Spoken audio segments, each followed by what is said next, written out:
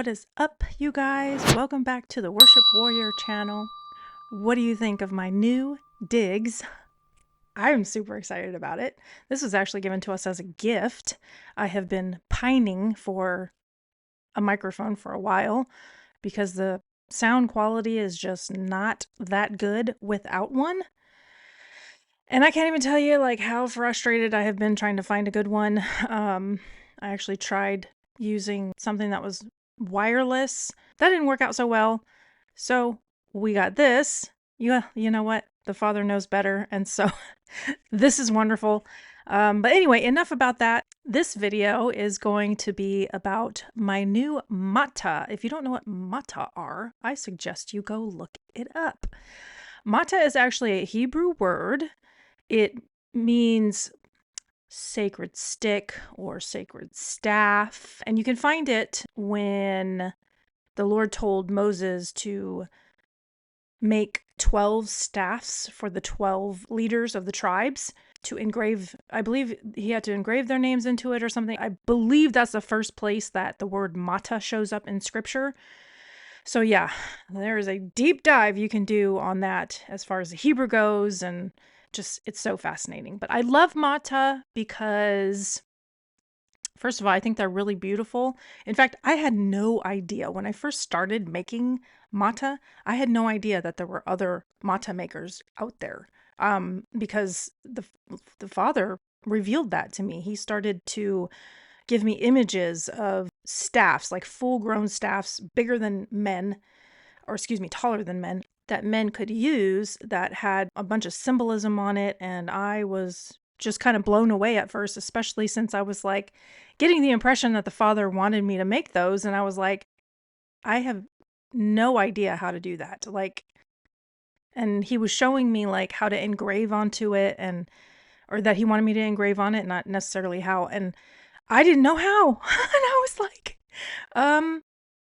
are you sure about that? I have no clue how to do any of this. I'm going to need you to show me how to do it. So over time, I think it took about a 2 or 3 year process for him to show me exactly how to do it. He showed me how to transfer the images. He showed me how to burn onto the wood. He showed me how to engrave and all sorts of things. So it's been a really fun journey. So an important thing that I wanted to mention about these sticks is, and the images that I used on them, why I chose chains and whatnot.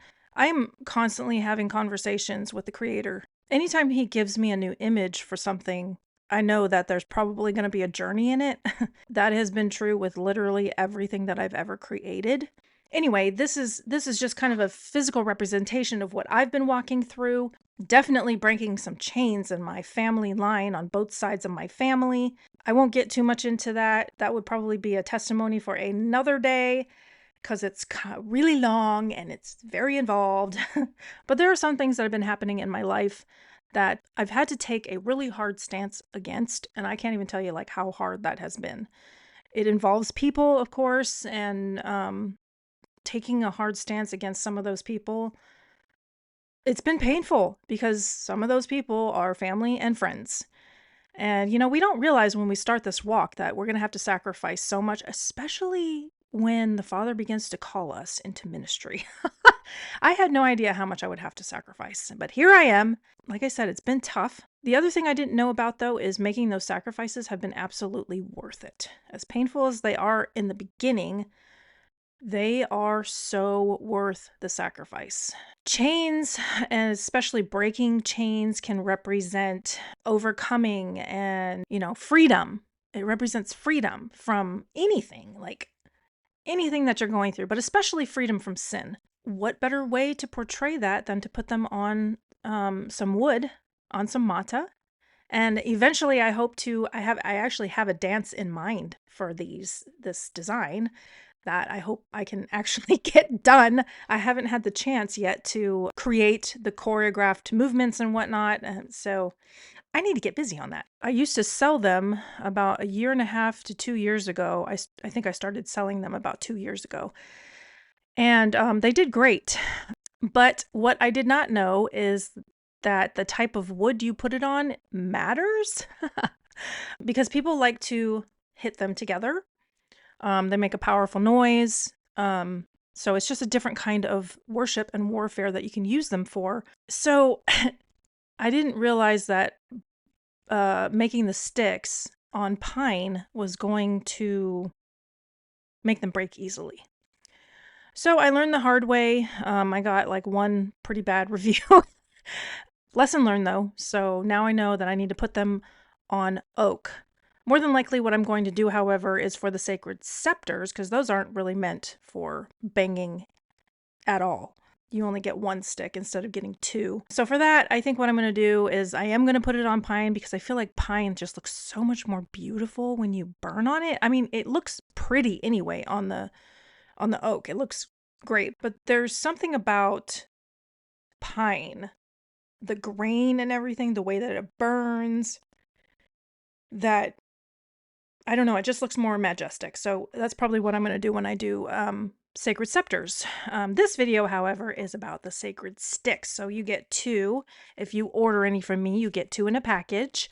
And then you can hit them together when you're doing your mighty worship. And these are a new design. I wouldn't say that I retired any of the other designs. I just haven't had time to make them.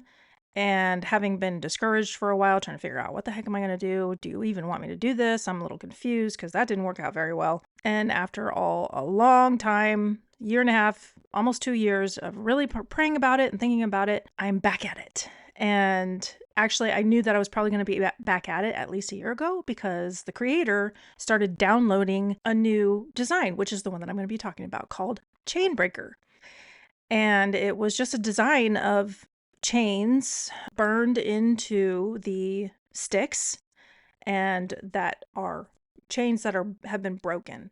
And I wanted to portray that when that happens, when the chains are broken, all you have there is the creator. So the name of the creator, which is in Paleo Hebrew, is right there in the middle. Of course, if you've seen any of my other sacred scepters or staffs or sticks, then you already know that I love the Paleo Hebrew. I love it. I love the way it looks. It's very masculine looking, and it's also very unique looking. It reminds me of tribal, kind of reminds me of tribal patterns. It just reminds me of native things. I feel like it has a heavy indigenous type of feel to it.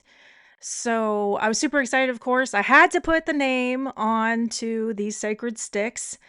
And so anyway, I thought it would be a lot of fun to create a video for you so you can see the entire process and how I put it on there. And then so there's like a lot that goes into making these. First, I transfer the images onto the sticks, then I burn them, then I like burn the whole stick, as in I use a blowtorch to burn. Like some areas I make very charred and other areas are just lighter, which is where the images are. I feel like that just gives it a really cool effect. And then I paint it. Not all of my Mattah are painted. Some of them just have words on them. Some of them just have burned in images. And others, however, like this one, I also paint on them. And then there's the lacquering process and everything. It's a whole long, big deal. It takes a while to do. If I were to guess, if I were to do the whole thing all the way through, it takes me about, I would say, 1 to 2 days to do just one set of sacred sticks. And it takes me roughly around the same time to do the sacred scepters. The staffs take a lot longer, actually, because they're so big. But the sacred scepters, a lot of times will take about the same amount of time, even though there's just one. But usually I have a lot more intricate details on the sacred scepters than I do on the sticks. So that would explain why it takes longer. And they are also more expensive. So something I forgot to mention is that there are actually 2 sizes to the Mattah. You got the long ones, and those are about 2 feet long. And then you have the shorter ones, and I think those are about 18 inches each. So it just depends on what you want. Some people like the short ones. Some people like the long ones. It's the exact same design. The only difference is that there are more chains on the long one. So it's just longer as far as the design goes, but it's literally the same thing. So that is the only difference. And in the video, when you're watching me make them, I only show you how I made the short ones. I did not do a video for the long ones. So I figured it was just kind of self-explanatory. I figure I didn't really need to add more. I didn't need to really show you how to do the long ones since it's the same design. It's just extra chain links on the chains themselves that I painted onto the mattah. So if you are someone who is overcoming some sin and or if you're already past that and you definitely believe yourself to be a chain breaker, although there's probably always going to be some chains that we need to break. There's if life's not over for you, then more than likely you're probably going to have some more sin to overcome and whatnot. So I mean, I guess it depends on where you are in your walk. This could be something that you can use as an encouragement to yourself as you're walking through overcoming something, whatever the case may be. I think that these mattah are for anyone, and I hope that you guys love them as much as I do. I am so happy with the way that they turned out. And so, thank you so much for tuning in and listening to all the details about what went into making this mattah design. Stay tuned next week to see the whole process and how I made the mattah. I'm going to speed it up, of course, so that you're not bored during certain segments, because there are certain parts, like the burning, that take forever.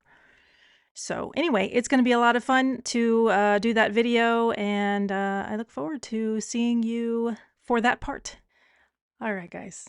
Thanks for watching, and I'll see you next week.